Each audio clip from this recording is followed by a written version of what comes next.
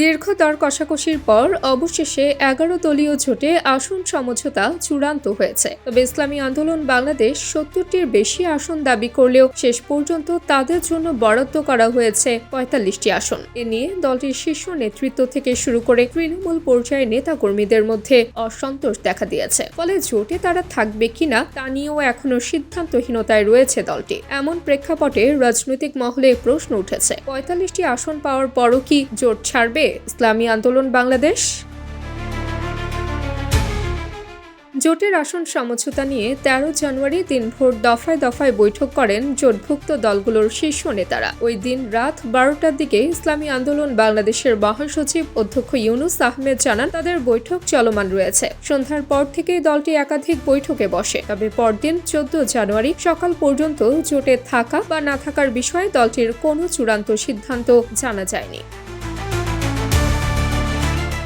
এই অবস্থায় প্রশ্ন উঠেছে, জোটের পক্ষ থেকে যে সংবাদ সম্মেলন ডাকা হয়েছে সেখানে ইসলামী আন্দোলন বাংলাদেশ থাকবে কিনা। জোট বৈঠক সূত্রে জানা গেছে, ইসলামী আন্দোলন সহ সব শরিক দলকে ধরেই 14 জানুয়ারি সংবাদ সম্মেলন ডাকা হয়েছে। তবে এতে ইসলামী আন্দোলনের উপস্থিতি নিশ্চিত করা হয়নি। যদি কোনো কারণে তারা সমঝোতায় না থাকে তাহলে বাকি দলগুলোকে নিয়েই চূড়ান্ত ঘোষণা দেওয়া হবে বলে জামায়াত নেতারা জানিয়েছেন।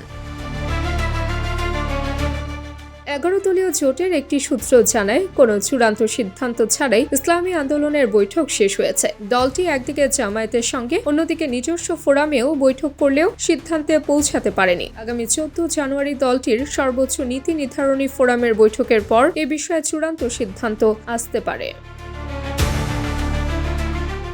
এর আগে আসন সমঝোতা নিয়ে জোটের বৈঠকে সিদ্ধান্ত হয়। জাতীয় নাগরিক পার্টিকে 30টি আসন, বাংলাদেশ খেলাফত মজলিসকে 15টি আসন দেওয়া হবে। একইভাবে খেলাফত মজলিসের আসন সংখ্যা আগের চেয়ে বাড়িয়ে 10টি করা হয়েছে। এলডিপি পাবে 7টি আসন, এবি পার্টি 3টি এবং বাংলাদেশ ডেভেলপমেন্ট পার্টি পাবে 2টি আসন। জাকপা, নেজামে ইসলাম পার্টি এবং খেলাফত আন্দোলনকে 1টি করে আসন দেওয়ার সিদ্ধান্ত হয়েছে। আর জামায়াত ইসলামের জন্য 180টির বেশি আসন রাখা হয়েছে। Tabassum Haque, Anika, news desk, Daily Our Bangladesh.